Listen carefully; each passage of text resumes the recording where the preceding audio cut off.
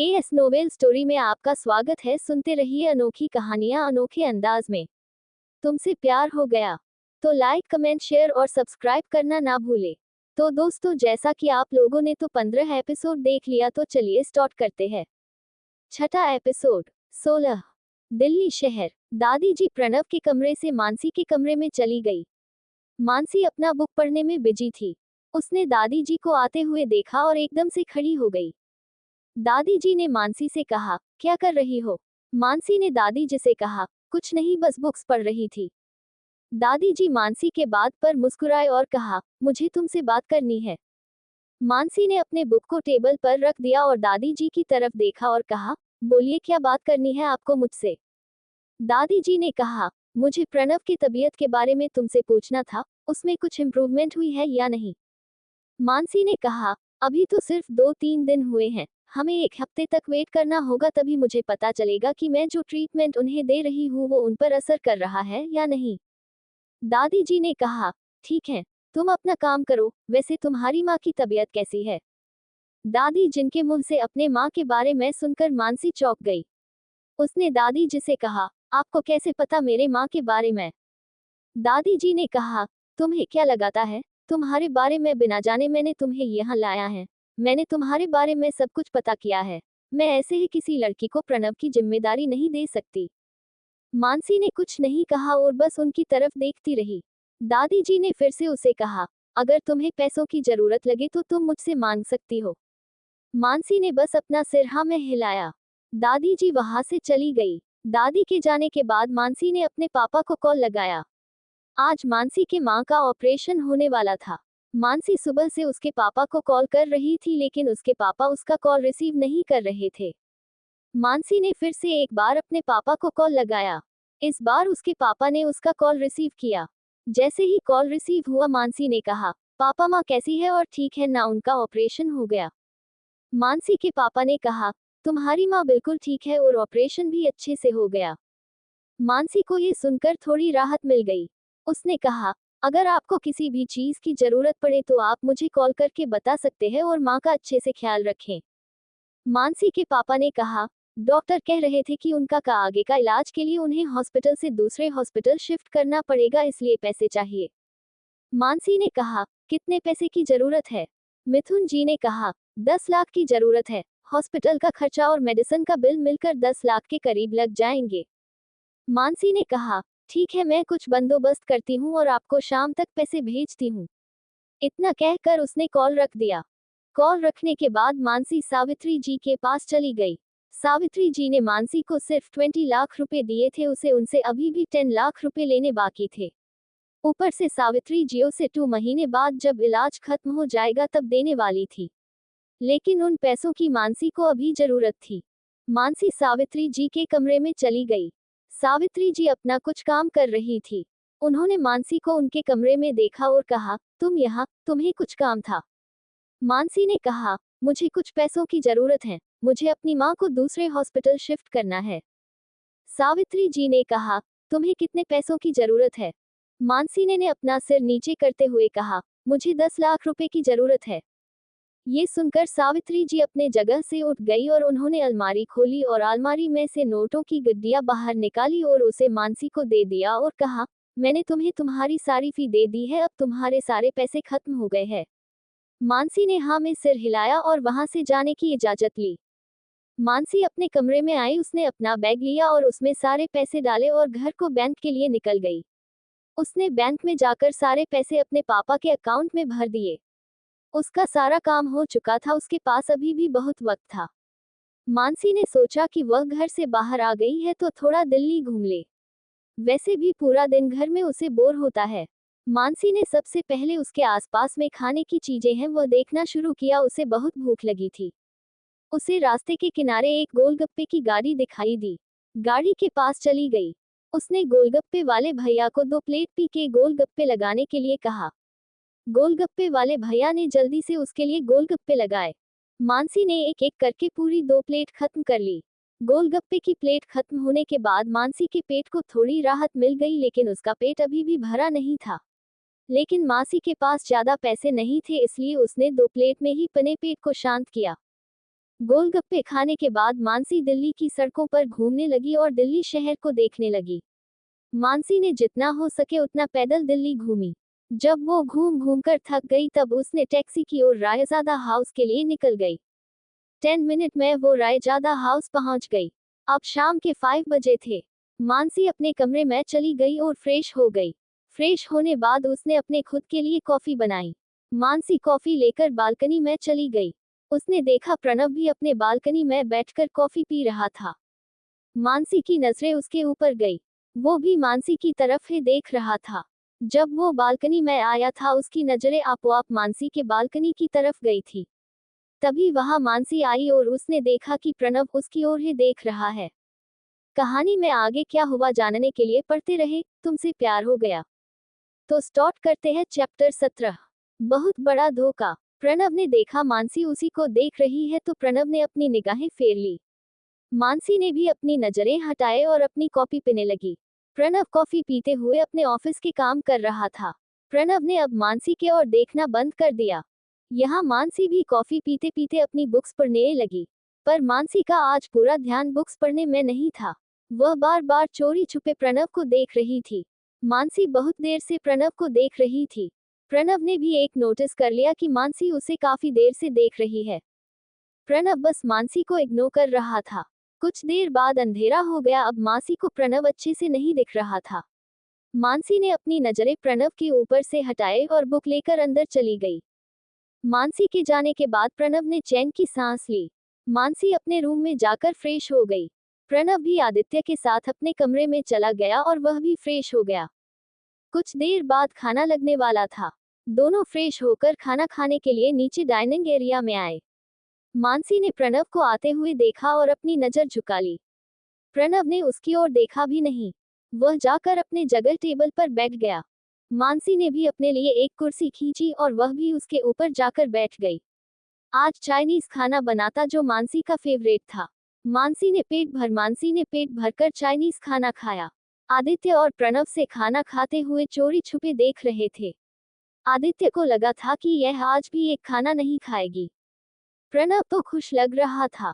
वह तो ऐसे प्रिटेंड कर रहा था जैसे उसका ध्यान मानसी के ऊपर नहीं है, पर वह चोरी छुपे मानसी को देख रहा था। मानसी को तो इन सब की कोई खबर नहीं थी। वह तो अपना खाना खाने में बहुत बिजी थी।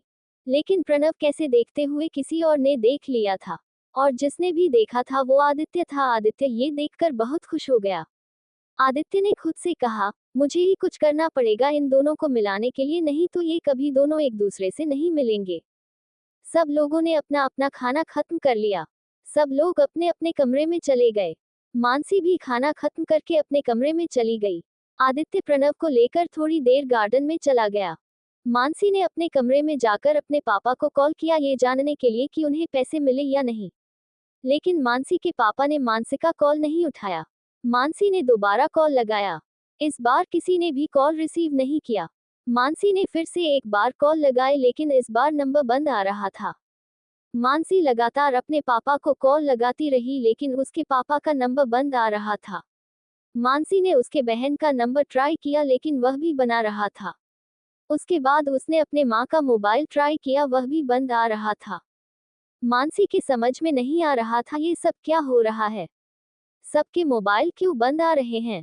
मानसी ने आनंद को फोन किया। आनंद ने जल्दी से मानसी का कॉल रिसीव किया और कहा, बोलो क्या बात है, कैसे याद किया। मानसी ने कहा, मैं मेरे फैमिली वालों का कॉल ट्राई कर रही हूँ लेकिन किसी का भी कॉल नहीं लग रहा है। क्या तुम जाकर देख सकते हो क्या बात है। आनंद ने कहा, ठीक है मैं जाकर देखता हूँ आखिर क्या बात है, क्यों किसी का कॉल नहीं लग रहा।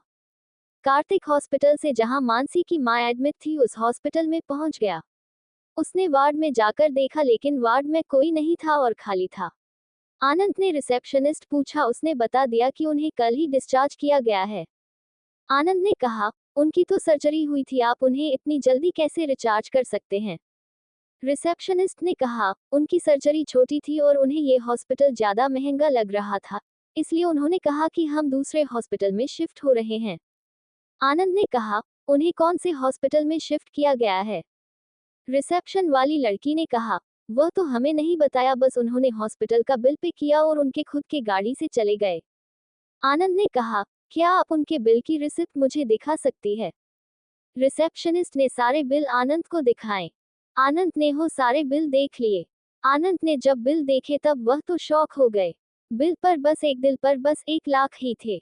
आनंद रिसेप्शन वाली लड़की से कहा, उनका बिल बस 1 लाख की हुआ था। रिसेप्शन वाली लड़की ने कहा, ऑपरेशन छोटा था इसलिए बिल कम है। आनंद अब कुछ गड़बड़ लगने लगी। आनंद मानसी के घर गया लेकिन उनका घर तो बंद था और बाहर से लॉक था। उसने खिड़की से झांक कर देखा तो अंदर पूरा घर खाली था। आनंद ने जल्दी से मानसी को कॉल किया। जैसे ही मानसी में कॉल उठाया और आनंद ने कहा, पता किया तूने क्या हुआ, कहाँ है वो लोग? आनंद ने कहा, वह लोग कहाँ है ये तो मुझे नहीं पता, पर यह जो हुआ और उससे तो यही लगता है कि तुम्हें बहुत बड़ा धोखा दिया गया है। मानसी ने कहा, तुम्हारे कहने का मतलब क्या है? आनंद ने कहा, तुम्हारे फैमिली वाले पैसे लेकर भाग गए हैं और उनका हॉस्पिटल का बिल सिर्फ 1 लाख वाला है। उन्होंने तुमसे झूठ कहा है। कोई बड़ी सर्जरी नहीं हुई और वह अपना सारा सामान लेकर यहाँ से चले गए हैं। घर भी पूरा खाली है। मैं अभी तुम्हारे घर के सामने ही खड़ा हूँ। मानसी ने कहा, ये हो नहीं सकता, ये तुम क्या कर रहे हैं? मुझे तुम्हारी बात पर विश्वास नहीं है। कहानी में आगे क्या हुआ जाने के लिए पढ़ते रहे। तुमसे प्यार हो गया। तो अब बारी है चैप्टर 18 की, मुंबई वापसी। आनंद ने मानसी को समझाते हुए कहा, मैंने खुद देखा है, सब जगह पर हो कहीं नहीं है। तुम्हें मेरी बात का विश्वास करना होगा, नहीं तो तुम खुद आकर देखो। आनंद की बात सुनकर मानसी की आंखों से आंसू गिरने लगते हैं। मानसी जैसे तैसे करके खुद को संभाल लेती है। खुद को संभालने के बाद मानसी आनंद से कहती है, ठीक है, तुमने जो भी इंफॉर्मेशन दी मैं उसके बारे में पता करूंगी, अब तुम अपने काम में जा सकते हो। इतना कहकर माँ से नहीं कॉल रख दिया। आनंद का घर रखने के बाद उसने अपने माँ और पापा को फिर से कॉल किया पर कोई कॉल नहीं उठाया। मानसी ने अपना मोबाइल साइलेंट कर दिया और उसे बेड पर फेंक दिया और वॉशरूम में चली गई। वो वॉशरूम में जाकर रोने लगी। मानसी बाथरूम में जाकर आधे घंटे से रो रही थी। रोकर वो अपने दुखों को हल्का कर रही थी। बहुत देर हो गई थी लेकिन मानसी अभी तक प्रणव के कमरे में नहीं गई थी। 9:10 हो चुके थे लेकिन मानसी का अभी तक पता नहीं था। प्रणव ने आदित्य से कहा, जा। प्रणव ने आदित्य से कहा, जाकर देखकर आओ, ये क्यों नहीं आए अभी तक? आदित्य ने ना समझते हुए कहा, आप किसकी बात कर रहे हो? प्रणव ने गुस्से से आदित्य की तरफ देखा और कहा, तुम्हें भी पता है मैं किसकी बात कर रहा हूँ? आदित्य ने मुस्कुराते हुए कहा, लगता है आप उसको बहुत मिस कर रहे हो, तभी तो उसको बुलाने के लिए मुझे भेज रही हो। प्रणव ने गुस्से से आदित्य को देखा। आदित्य जल्दी से रूम से बाहर गया और उसी दे मानसी के रूम में चला गया। आदित्य ने मानसी का डोर खटखटाया। मानसी अभी तक फ्रेश हो गई थी। वो वॉशरूम से बाहर आ गई थी। उसने खुद को शांत किया था और दोनों को ट्रीटमेंट देने के लिए ही बाहर निकल रही थी। आदित्य ने मानसी से कहा, सर आपको बुला रहे हैं, काफी देर हो गई है, आपको जल्दी चलना चाहिए। मानसी ने कहा, सॉरी, मुझे पता ही नहीं चला कब वक्त हो गया, जब देखा तो 9 बजे थे, इसलिए जल्दी जल्दी तैयार होकर आ रही थी। मानसी की आंखें लाल हो चुकी थी लेकिन वह दिखाना नहीं चाहती कि, इसलिए उसने अपने आंखें नीचे झुका ली थी और जल्दी जल्दी प्रणव के कमरे में जाने लगी। प्रणव एक चेयर पर बैठा हुआ था। उसने जैसे ही मानसी को देखा वह समझ गया है ये रो रही थी। समीर ने उसे कुछ नहीं कहा, मानसी ने अपना इलाज करना शुरू कर दिया। पर आज मानसी का मन काम में नहीं। आदित्य ने नोटिस कर लिया कर मानसी का ध्यान कहीं और है। उसने प्रणव को इशारा करके पूछा, क्या करना है? प्रणव ने कहा, इसे कहे क्यों यहाँ से जाए। आदित्य ने मानसी को आवाज दे मानसिकता से आधे घंटे से प्रणव के पैर के एक ही जगह मसाज कर रही थी। पहली बार मानसी ने आदित्य की आवाज नहीं सुनी। आदित्य ने फिर से उसे आवाज दी। इस बार मानसी ने पीछे पलट कर देखा। आदित्य ने मानसी से कहा, आप जाकर आराम कर लीजिए, मुझे लगता है आप ठीक नहीं है। मानसी को भी रेस्ट की जरूरत थी, इसलिए मानसी ने ज्यादा बहस नहीं की और आदित्य के कहने पर वहां से चली गई। मानसी के जाने बाद प्रणव ने आदित्य से कहा, इसे क्या हुआ है, इसका मूड इतना ऑफ क्यों है और किन ख्यालों में गुम है? आदित्य ने कहा, पता नहीं, पर लगता है कोई सीरियस मैटर है, तभी तो इतना खोई हुई थी। देखने से तो ऐसा लगता है कि फैमिली मैटर होगा, मैं जाकर पता करता हूँ। प्रणव ने कहा, इसकी कोई जरूरत नहीं है, तुम उसके मैटर से दूर ही रहो, वह खुद सॉल्व कर लेगी। आदित्य ने कहा, ठीक है भाई, जैसा आप कहेंगे, मैं उसके मैटर में नहीं पड़ूंगा। इतना कहकर आदित्य अपना काम करने लगा। मानसी वहां से दौड़कर अपने कमरे में चली गई। उसने अपने कमरे का दरवाजा लगा दिया और अंदर होने लगी। उसकी की रोने की आवाज बाहर भी आ रही थी। सावित्री जी वहां से गुजर रही थी। उन्होंने मानसी की रोने सुनी। उन्होंने डोर नॉक किया। पहले मानसी ने दरवाजा नहीं खोला, उन्होंने फिर से डोर नॉक किया। मानसी ने इस बार अपने आंसू पोंछे और दरवाजा खोला। आपने देखा उसके सामने सावित्री जी थी। उसने अपने आंसू को छुपा लिया और उनसे कहा, आपको कुछ काम था? सावित्री जी ने कहा, मैंने तुम्हारे रोने की आवाज सुनी, क्या कुछ हुआ है या कुछ प्रॉब्लम है, तुम मुझे बता सकती हो? मानसी ने कहा, मुझे मुंबई जाना है, फैमिली इमरजेंसी है। सावित्री जी ने कहा, क्या हुआ है? मानसी ने कहा, वह मैं अभी आपको नहीं बता सकती, प्लीज आप मुझे जाने दीजिए, मैं आने के बाद आपको सब कुछ बता दूंगी। सावित्री जी ने कहा, पर तुम अकेली नहीं जा सकती, मैं तुम्हारे साथ कुछ लोगों को भेजती हूँ और हमारे कॉन्ट्रैक्ट से भागने की बिल्कुल भी मत सोचना। मानसी ने कहा, मुझे सिर्फ 2 दिन दीजिए, मैं 2 दिन में वापस आ जाऊंगी। सावित्री जी ने अपने आदमी को कॉल किया और मानसी का मुंबई जाने का इंतजाम करने के लिए कहा। उस आदमी ने कुछ ही देर में जाने का इंतजाम कर लिया। मानसी ने भी अपनी जरूरत का सामान पैक कर लिया और उस आदमी के साथ चली गई। वो आदमी उसे लेकर एयरपोर्ट चला गया। उसने पहले से ही टिकट का इंतजाम कर लिया था। अगली फ्लाइट से मानसी मुंबई जाने वाला था। मानसी उस आदमी के साथ फ्लाइट में बैठ गई।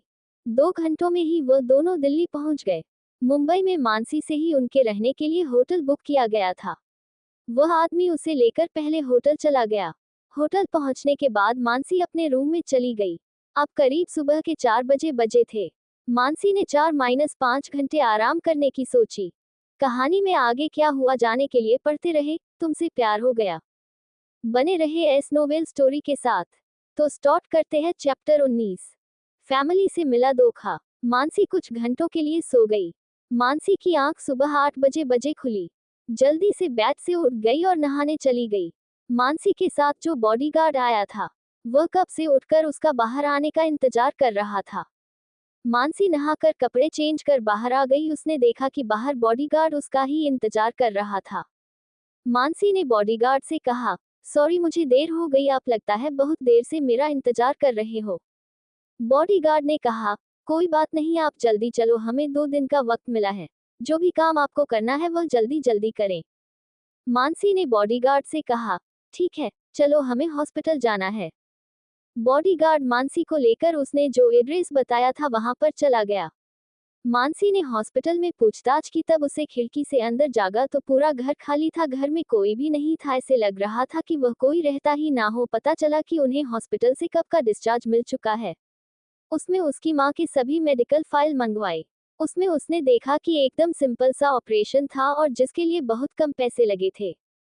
उसे ये देखकर थोड़ा शॉक लगा, लेकिन उसे यह बात पहले से ही आनंद ने बता दी थी, लेकिन वह खुद देखना चाहती थी कि क्या सच है। जब उसने अपनी आंखों से देखा तो उसे सच का पता चल गया। उसने बॉडीगार्ड से कहा, मुझे आप मेरे घर लेकर चलो। उसने बॉडीगार्ड को अपने घर का एड्रेस दिया। बॉडीगार्ड से लेकर उसके घर चला गया। मानसी ने अपने घर जाकर देखा तो घर बंद था। उसने खिड़की से अंदर झांका, लेकिन मुझसे अंदर कुछ भी नहीं दिखा। घर पूरा खाली था, जैसे कि वह कोई नहीं रहता हो। उसने पड़ोस वाले लोगों से पूछा कि उसके माँ पापा कहाँ गए। पड़ोस वाले ने कहा, मुझे नहीं पता, बस आए, सामान पैक किया और चले गए। हमने पूछा लेकिन उन्होंने कुछ नहीं बताया। मानसी ने अपने सभी रिश्तेदारों को कॉल किया और उनसे पूछा, आप लोगों को पता है कि मेरे फैमिली वाले कहाँ हैं? सब रिश्तेदारों ने उसे नाम ही जवाब दिया। मानसी के माँ बाप ने किसी को भी नहीं बताया कि वह लोग कहाँ चले गए। मानसी को बस इस बात का डर था कि उसके फैमिली वालों के साथ कुछ बुरा ना हुआ हो, इसलिए वह दिल्ली से मुंबई पूछताछ करने के लिए आई थी। लेकिन आसपास वाले लोगों से बातें करने के बाद उसे पता चला कि वह लोग खुद यहाँ से चले गए हैं। पूरे 2 दिन हो उन लोगों को ढूंढ रही थी, लेकिन उन्हें उन लोगों का कोई भी पता नहीं चला। बस उसके हाथ निराशा ही लगी। दूसरे दिन हो आनंद से मिली। आनंद ने उसे समझाया, लगता है वह लोग तुमसे सिर्फ पैसे लेने के लिए झूठ बोल रहे थे और उन्हें जब पैसे मिले और लोग ये शहर छोड़कर चले गए। मानसी को भी अब आनंद के बात पर यकीन होने लगा था। वैसे भी उसके घर वालों का भरता उसके साथ कुछ अच्छा नहीं था। सब लोग सोते लेते, लेकिन उसकी माँ तो उसके असली माँ थी। उसने भी उसके साथ ऐसा क्यों किया? मानसी बार बार बस यही सोच रही थी। आनंद से उसे कहा, अब जो भी हुआ उसे भूल जाओ और अपनी एक नई शुरुआत करो और अपनी लाइफ को आप एंजॉय करो। मानसी ने भी हाँ में सिर हिलाया और वहां से होटल के लिए चली गई। मानसी होटल आकर आराम करना चाहती थी, लेकिन उसे आराम कहाँ नसीब था। उसके दिमाग से यह बात जा ही नहीं रही थी कि उसके अपने फैमिली वालों ने उसे इतना बड़ा धोखा दिया है, जिनके लिए उसने इतना सब कुछ किया। उनके लिए हो तो दिल्ली गई थी, वह भी इतने बड़े मुश्किल में फंस गए, लेकिन उसके घर वालों को उसकी कोई फिक्र नहीं थी, इसलिए उसे अकेले छोड़कर पैसे लेकर भाग गए। मानसी ने अब ठान लिया था कि वह फिर कभी भी अपने फैमिली वालों का मुंह नहीं देखेगी और लौटकर कभी मुंबई वापस नहीं आएगी। आज अपनी सारी यादें यही मुंबई में छोड़कर हमेशा के लिए जाने वाली थी। सिद्धार्थ का ट्रीटमेंट खत्म होने के बाद वही दिल्ली में किसी हॉस्पिटल में जॉब करने वाली थी। उसने आप सोच लिया था। मानसी ने अपने आंखों में आए आंसू पूछ लिए और बैग पैक करने के लिए लिया। उसने बैग पैक कर लिया और रूम से बाहर आ गई। उसे अब दिल्ली के लिए निकालना था। उसके फैमिली वालों ने उसके साथ धोखा किया था, लेकिन उसने जिन लोगों से पैसे लिए थे उनका काम भी तो उसे पूरा करना था। उसके 2 दिन खत्म होने में अभी भी 5 घंटे बाकी थी, लेकिन वह अब मुंबई में ज्यादा देर रुकने नहीं चाहती थी, इसलिए उसने बॉडीगार्ड से कहा, चलो चले, मेरा यहाँ का काम खत्म हो गया है। बॉडीगार्ड ने भी हाँ में सिर हिलाया और वहां से जाने का इंतजाम कर लिया। दोनों एयरपोर्ट पहुंच गए और अगली फ्लाइट से दिल्ली के लिए रवाना हो गए। मानसी ने भी अपनी सारे याद है मुंबई में ही छोड़ दी थी। वह आज से एक नई शुरुआत करने वाली थी। अब उसे अकेले ही जीना था और अकेले ही मरना था, ये सोचकर वह दिल्ली पहुंच गई। दिल्ली पहुंचने के बाद बॉडीगार्ड मासी को लेकर विला के लिए निकल गया। उसने दादी जी को पहले कॉल करके बताया था कि वह लोग आ रहे हैं। जैसे ही वह लोग घर पहुंचे, दादी जी ने मानसी से कहा, क्या हुआ, तुम्हारे फैमिली वाली ठीक है ना? कोई प्रॉब्लम तो नहीं हुई ना? मानसी ने दादी जी से कहा, अब मेरी कोई फैमिली नहीं है, और अपना बैग लेकर अपने कमरे में चली गई। दादी ने बॉडीगार्ड से पूछा कि मानसी को क्या हुआ, वह मुंबई में उसके साथ क्या हुआ था। बॉडीगार्ड ने मुंबई में जो भी हुआ वह सब दादी को बता दिया। दादी को बॉडीगार्ड की बात सुनकर मानसी के लिए बुरा लगा। कहानी में आगे क्या हुआ जानने के लिए पढ़ते रहे तुमसे प्यार हो गया। तो स्टार्ट करते हैं इस वीडियो की लास्ट चैप्टर। चैप्टर 20, छानबीन। दादी ने बॉडीगार्ड से कहा, उसके फैमिली वालों की छानबीन करो, बोलो कहाँ गए हैं और मुझे बताओ, फिर देखते हैं क्या करना है। उद्धरण चिन्ह। इतना कहकर दादी जी अपने कमरे में चली गई। दादी जी के जाने के बाद बॉडीगार्ड अपने काम पर लग गया। उसने अपने सभी लोगों को कहा कि लोग उसे मानसी की फैमिली की अपडेट दे। मानसी माँ से सीधे अपने कमरे में चली गई थी। उसने वेबसाइट रखा और शावर लेने चली गई। वह बहुत थक गई थी। वह 2 दिनों से अच्छे से नहीं सोई थी। शावर लेने के बाद मानसी ने बिस्तर की तरफ देखा, उसे नींद आने लगी। बिस्तर पर जाकर लेट गई और अच्छे से सो गई। यहाँ बॉडीगार्ड ने अपने आदमियों से पता लगाया कि मानसिक की फैमिली इस वक्त कहाँ है। आरो लोग क्यों दिल्ली छोड़कर चले गए। बॉडीगार्ड दादी जी के पास गया और उसने दादी जी से कहा, मैंने मानसी की फैमिली के बारे में पता किया है, और उनके सामने एक फाइल रख दी। दादी जी ने वह फाइल उठाई और उस फाइल को पढ़ने लगी। जैसे जैसे दादी जी फाइल पढ़ रही थी, उनके चेहरे पर परेशानी नजर आ रही थी। दादी जी ने पूरी इंफॉर्मेशन पढ़ ली और फाइल को फाड़ कर फेंक दिया। बॉडीगार्ड ने दादी जी से कहा, अब क्या करना है? दादी जी ने कहा, तुमने जो भी इंफॉर्मेशन मंगवाई थी उसके बारे में तुम किसी से भी नहीं बोलोगे, और प्रणव को तो इसके बारे में कुछ भी पता नहीं चलना चाहिए, नहीं तो पता नहीं वह उन लोगों का क्या हाल करेगा। बॉडीगार्ड ने कहा, क्या मैं इन सब के बारे में मानसी जी को बता दूं? दादी ने कहा, नहीं, वह परेशान हो जाएगी, वैसे भी वह पहले से परेशान है, उसे इसके बारे में कुछ मत बताओ, जब उसे पता चलना चाहिए तब वह खुद पता कर लेगी। इतना कहकर दादी जी ने बॉडीगार्ड को वहां से जाने के लिए कहा। बॉडीगार्ड भी वहां से चला गया। दादी जी ने उस फाइल के सभी कागज को जला दिया। यहाँ मानसी अपने कमरे में चली गई। मानसी ने अपना बैग रख दिया। बैग रखने के बाद माँ से जाकर अपने बेड पर सो गए। अब सुबह होने में बस 3-4 घंटे के बाकी थे। उसे प्रणव का भी इलाज करना था। वह प्रणव को जल्दी से ठीक करने के बाद वह अपनी लाइफ अपनी तरह से जीना चाहती थी। वह सोचते सोचते वही सो गई। मानसी के सोने के बाद उसके कमरे में कोई आया था। वह मानसी को सोते हुए देखकर उसके पास चला गया। उसने चेहरे पर हाथ फिराया और उसके बाद वहां से चला गया। मानसी को इस बात की भनक भी नहीं लगी। अगली सुबह मानसी की आंख 6:30 बजे खुल गई। पूजा करते हो गई और प्रणव के कमरे में चली गई। प्रणव भी उठ चुका था। जैसे ही राशि बनाकर कमरे में चली गई वैसे ही आदित्य वहां गया। आदित्य की नींद पूरी नहीं हुई थी, वो रात देर तक काम कर रहा था। प्रणव ने आदित्य से कहा, तुम जाकर सो जाओ, हर वक्त मेरे साथ रहने की जरूरत नहीं है। अगर कोई इमरजेंसी या कोई प्रॉब्लम हो तो मैं तुम्हें बुला लूंगा, और अगर मुझे कुछ हो भी जाता है इसके लिए एक डॉक्टर रिस्पॉन्सिबल रहेगी। प्रणव की बात सुनकर आदित्य वहां से चला गया। पर प्रणव के बात से मानसी डर गई। उसे समझ में आया प्रणव के कहने का क्या मतलब है। आदित्य के जाने के बाद मानसी ने प्रणव को बेड पर बिठा दिया। प्रणव को बेड पर बैठाने के लिए उसने प्रणव को कमर पर हाथ रखा था। वो प्रणव के बहुत करीब थी। उसे प्रणव को अपने अपने इतने करीब देखकर बहुत अजीब लग रहा था। प्रणव का भी हाल कुछ ऐसा ही था। प्रणव को मासी को अपने इतने करीब देखकर बहुत अजीब सी फीलिंग आ रही थी। तेरे से उसे हर वक्त मानसी के करीब आने से फीलिंग आती थी। मानसी ने प्रणव के पैरों के अच्छे से मालिश की, उसके बाद उसने पैरों की एक्सरसाइज करवाए। वो उसके पैरों की मालिश के बाद उसके कमर की मालिश करना चाहती थी। वो अपने फीलिंग को अब और कंट्रोल नहीं कर रही थी, वो बाब वहां से जाना चाहती थी। मानसी जैसे तैसे करके अपने फीलिंग को कंट्रोल किया और प्रणव की मसाज करने लगी।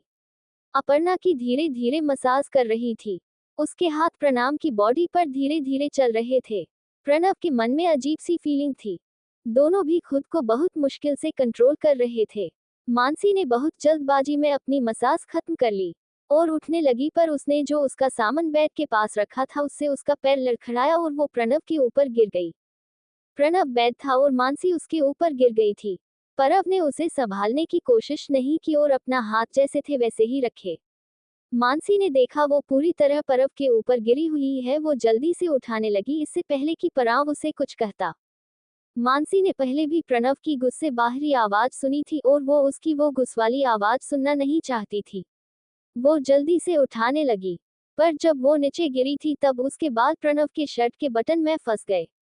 मानसी जैसे ही उठी फिर से प्रणव के ऊपर गिर गई। उसने देखा कि उसके बाल प्रणव के शर्ट के बटन में फंसे हैं। उसने उसे निकालने की कोशिश करने लगी, पर उसे बाल नहीं निकले। प्रणव तो बस मानसी को ही घूर रहा था। मानसी ने प्रणव की घूरती नजरों को जान लिया और जल्दी से अपने बाल छुड़वाने लगी। प्रणव ने उसकी कोशिश को देखा और उसकी मदद करने की सोची। प्रणव ने मानसी के हाथ पकड़े और वो उन्हें अपनी शर्ट से हटाया और अपने शर्ट के बटन ओपन किए, जिससे मानसी के बाल जल्दी से निकल गए। मानसी उठने ही वाली थी कि तभी उन दोनों के कान में एक आवाज पड़ी। कहानी में आगे क्या हुआ जानने के लिए पढ़ते रहे। तो कैसी लग रही है ये कहानी बताना भूले। लाइक कमेंट शेयर और सब्सक्राइब करना ना भूले। बाय बाय दोस्तों। हेलो दोस्तों, अभी के लिए बस इतना ही। मैं मिलती हूँ अगले चैप्टर के साथ। तब तक के लिए अपना और अपने फैमिली का ख्याल रखें और मेरी कहानी सुनते रहिए एएस नोवेल स्टोरी पर। तो मिलते हैं अब अगली वीडियो में।